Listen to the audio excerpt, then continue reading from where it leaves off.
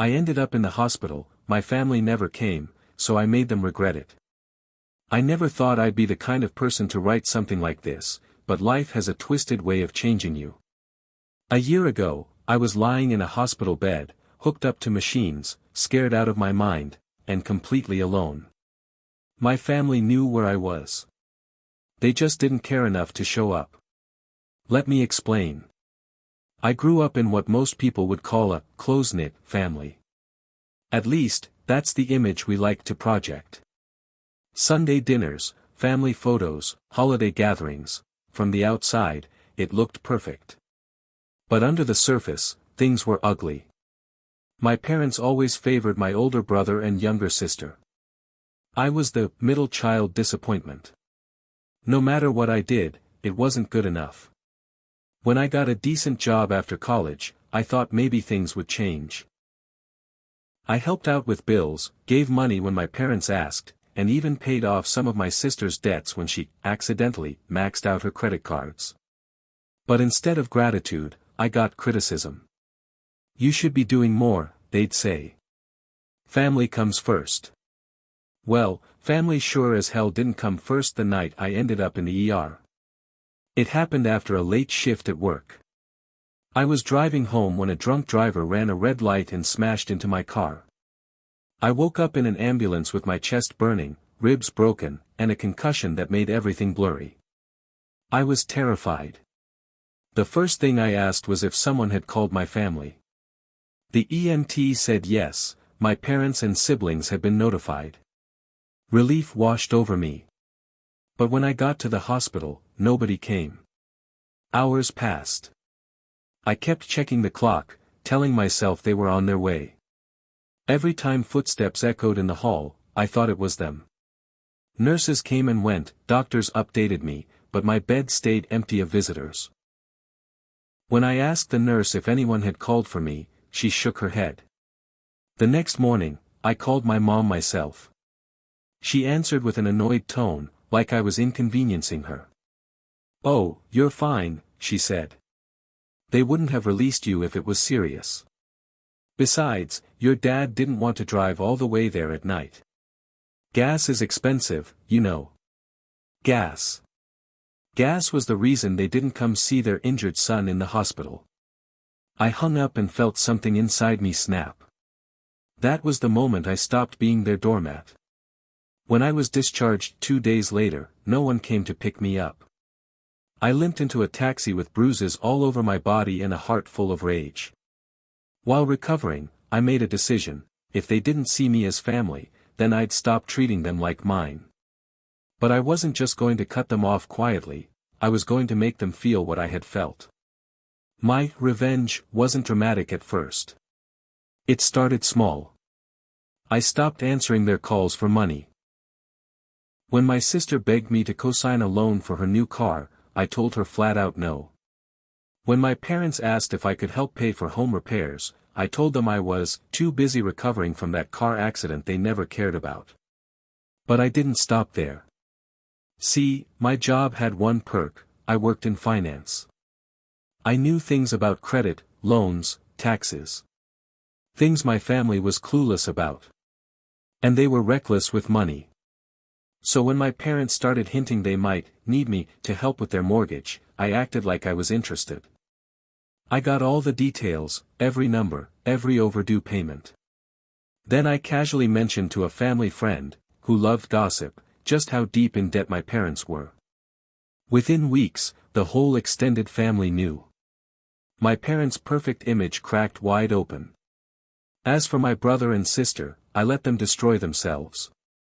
My brother was cheating on his wife, something I knew because he stupidly bragged to me about it once. One night after a few drinks, I accidentally let it slip to his wife. She divorced him, took the house, and half his savings. My sister. She tried to rope me into another financial mess, but I refused. Later, when debt collectors came after her, she called me crying. I reminded her of the night I lay in the hospital alone, waiting for her to show up. Then I blocked her number. The best part? I didn't feel guilty. Not one bit. For the first time in my life, I put myself first. Now, almost a year later, I live far away from them. I cut off all contact. They've tried to reach me, of course. Suddenly I'm the selfish one, the ungrateful child. They want to reconcile, but only because they need money and support. I don't owe them anything.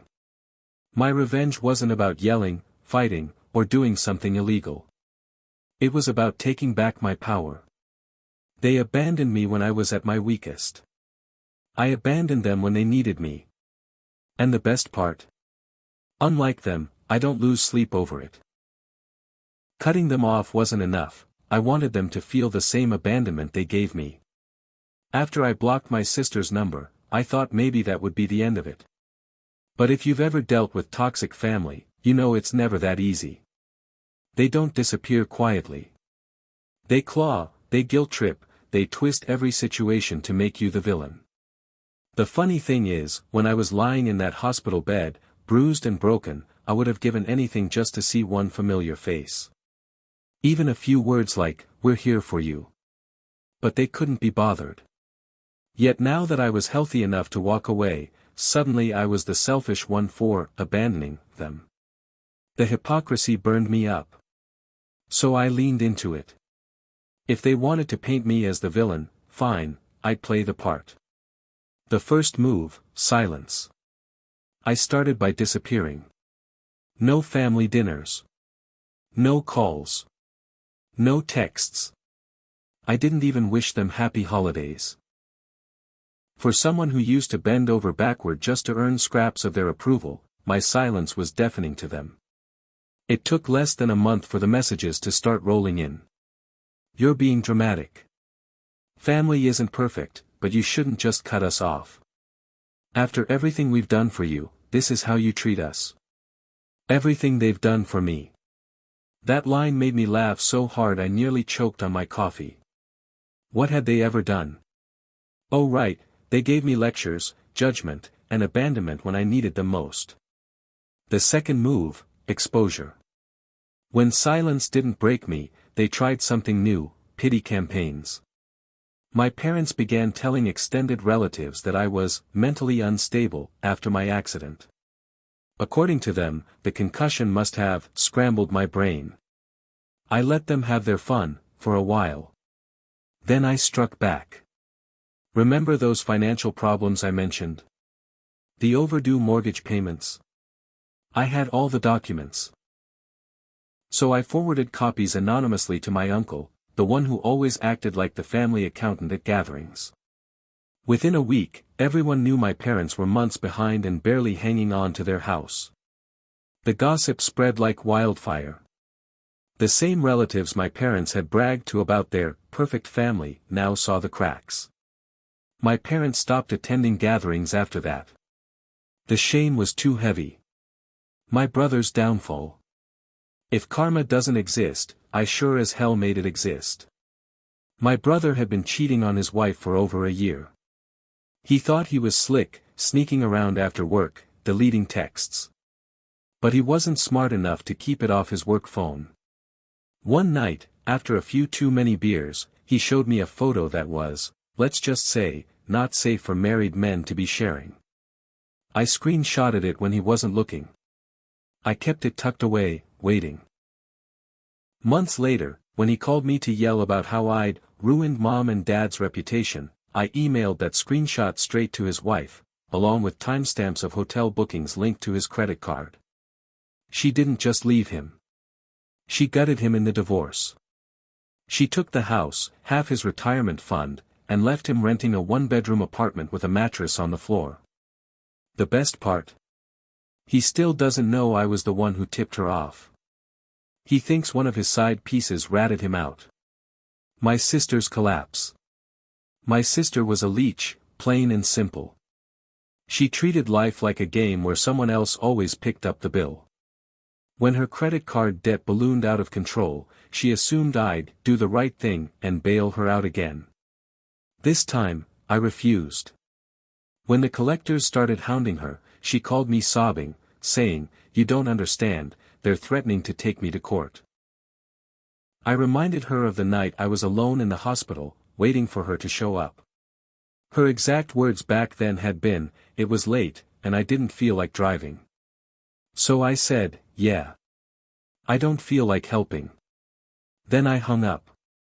A few months later, she had to sell her car to cover part of the debt. Watching her post on social media about toxic people who abandon family in hard times was ironic enough to make me laugh out loud. The confrontation. Eventually, my parents couldn't take it anymore. They showed up at my apartment unannounced, demanding I stop tearing the family apart. I looked my dad in the eye and said, "The family tore itself apart when you all left me alone in that hospital. I'm just finishing the job." He went red with anger. My mom started crying, saying I was heartless. But I didn't feel a thing. For the first time in my life, their guilt trips bounced off me like rain on glass. I told them to leave and never come back. And they did. Where I am now. It's been nearly a year since the accident. I've rebuilt my life without them. I moved to a new city, got promoted at work, and surrounded myself with people who actually give a damn about me. Friends who would have been at that hospital in a heartbeat. Friends who are family. Sometimes I think about that night, the beeping machines, the empty doorway, the clock ticking endlessly as I waited for people who never came. That version of me died in that hospital bed. The person I became afterward. The one who took back control, who stopped apologizing, who made them all face the consequences. That's the real me. And if anyone wants to call it revenge, so be it. Because the truth is, I didn't destroy my family. They destroyed themselves, I just handed them the mirror. They tried to pull me back with lies, guilt, and inheritance, but I was ready for them. I thought I was finally free of them.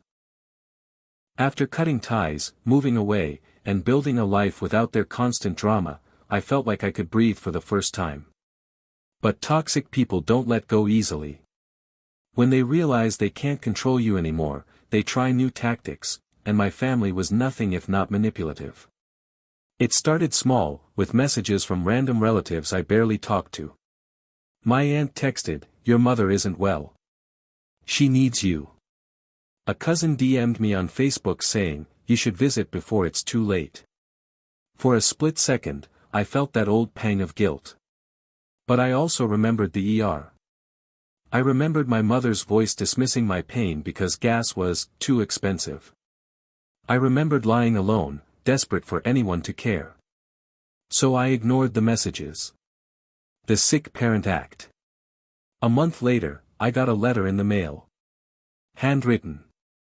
My mom's handwriting. It said she had been diagnosed with a serious condition and that her dying wish was to see her children together again. Theatrics, pure theatrics. If it was true, why hadn't anyone provided details? Why not send medical documents, or have her doctor contact me? Instead, it was emotional manipulation, plain and simple. I didn't respond. 2 weeks later, I heard through a mutual friend that my mom was perfectly fine. No diagnosis. No hospital visits. Just another stunt to pull me back in. The inheritance trap. When the guilt card didn't work, they tried the money card. My dad called me from an unknown number, I'd blocked the old one. His voice was cold but calculated. He said, "We're updating the will. If you don't reconcile with the family, you'll be written out completely." I laughed. Out loud. These were the same parents who had drained my bank account for years with their emergencies. The same ones who abandoned me in the hospital. And now they thought dangling an inheritance would bring me crawling back. I told him, "Do whatever you want with your will. I don't want a single cent from you." Silence. Then he said, "You'll regret this one day." But the truth is, I didn't. The funeral ruse. This one was the lowest of the low. About 3 months after the inheritance threat, I got a text from my sister. "Dad passed away. Funeral is this weekend. You should come say goodbye." My chest tightened. For all my anger, I didn't wish death on him. A part of me almost caved. Almost. But something felt off. I called a family friend, someone who still lived near my parents. When she picked up, I asked cautiously, "I heard my dad passed away, is that true?" She paused. Then she said, "What? No. I saw him at the hardware store yesterday." My sister had faked my dad's death. She actually tried to lure me back with a fake funeral. Turning the tables. That was the final straw. They had crossed into territory so absurd, so manipulative, that I couldn't just ignore it anymore. So I did something I rarely do, I went public. I wrote a long, detailed post on social media, explaining everything. How they abandoned me in the hospital. How they spread lies about me being unstable. How they used inheritance threats to manipulate me. And how my sister literally faked our father's death to trick me. I didn't sugarcoat a thing. Names, dates, receipts, I put it all out there. The fallout was nuclear. Relatives who had doubted me finally saw the truth. Friends who once defended my family apologized for not believing me sooner. My parents were humiliated, my sister went silent, and my brother, well, he was too busy living in his post-divorce misery to even comment. The aftermath. The texts and calls eventually stopped. My family had lost their grip on me completely. The final nail in the coffin was when my dad actually did end up in the hospital a few months later. This time, I didn't even know until much later, because no one bothered to call me. The irony wasn't lost on me. The very people who abandoned me in my hospital bed eventually found themselves abandoned, too. And I didn't feel guilty. Not even for a second. Because here's the truth, family isn't defined by blood. It's defined by who shows up when you need them. My family had their chance. They failed. I built my own family out of friends who would never let me sit alone in a hospital bed, wondering if anyone cared. So when people ask me if I regret cutting my blood relatives off, I smile. I don't regret it. I regret not doing it sooner. After I exposed everything, the hospital abandonment, the fake funeral, the inheritance games, I thought maybe, just maybe, they would finally back off. But if there's one thing I've learned about toxic people, it's this: they don't stop until they hit rock bottom. And sometimes, even then, they'll try to drag you down with them. The collapse begins. It started with my parents' house. Remember those overdue mortgage payments I'd hinted at months earlier? Well, they never caught up. The bank eventually foreclosed. When I heard the news, I wasn't surprised. For years they'd lived beyond their means, putting appearances over reality. Designer furniture bought on credit. Vacations charged to maxed-out cards. They had built their perfect family image on debt. Now they were forced to move into a cramped rental. My mother, who once bragged about her garden and her dream kitchen, was suddenly living in a two-bedroom apartment with peeling paint. Did I feel bad? No. Because when I was lying in a hospital bed, alone, scared, and in pain, they couldn't even be bothered to drive across town. My brother's spiral. My brother didn't fare much better. After the divorce gutted him financially, he started drinking more. He lost focus at work, missed deadlines, and eventually got fired. Word spread fast in our hometown: the Golden Son, once praised as the responsible one, was now unemployed, living paycheck to paycheck doing odd jobs. One night, he had the audacity to call me. He was slurring his words, asking if I could spot him a few $100s to make rent. I said, "Do you remember when I needed someone to sit with me in the ER? Do you remember where you were?" Silence. Then he muttered something about me being cruel and hung up. I haven't heard from him since. My sister's desperation. Out of all of them, my sister was the most relentless. After drowning in debt and selling her car, she started begging relatives for help. When most of them turned her away, she tried another tactic, playing the victim on social media. She wrote this long post about being abandoned by her family in her darkest hour, conveniently leaving out the fact that she abandoned me in mine. She painted me as the heartless brother who turned his back while she struggled to survive. The comments section lit up, but not the way she hoped. People remembered my post. People remembered the receipts I had shared. Instead of sympathy, she got roasted. Comments like, "Didn't you fake your dad's death to manipulate your brother? Funny how karma works. You should have been there for him when he was in the hospital." She deleted the post within hours. The public begging. When private manipulation failed, they went public. My parents set up a GoFundMe, claiming they were struggling to keep a roof over their heads after a series of unfortunate events. They wrote about medical bills, a lie, unsupportive children, code for me, and how they were at risk of homelessness. I didn't have to lift a finger. People in town recognized the pattern. Donations were almost non-existent. In fact, the comments under the campaign were brutal. "Maybe if you treated your son better, he wouldn't have cut you off. Didn't you abandon him in the hospital? Sounds like consequences, not misfortune." The fundraiser flopped. My parents shut it down quietly. The ultimate beg. Finally, after everything, they showed up again.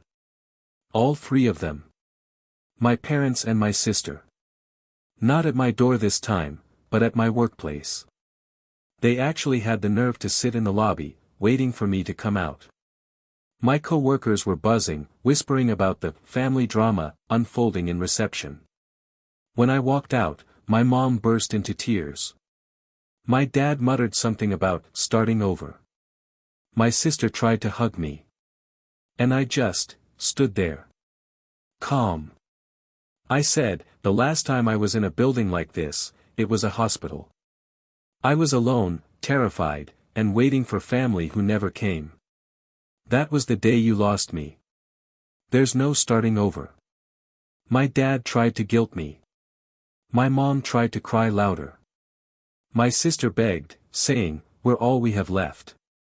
I looked at them one last time and said, "No. You're all you have left. And that's enough punishment for you." Then I walked away, leaving them in the lobby. Where they are now. From what I hear, they're barely scraping by. My parents moved into an even smaller place. My brother is still adrift, bitter and broke. My sister bounces between couches, still drowning in debt. And me? I'm thriving. My career is better than ever. I've built a chosen family of friends who actually care. People who have proven, again and again, that they'll show up when it matters. I don't hate my family.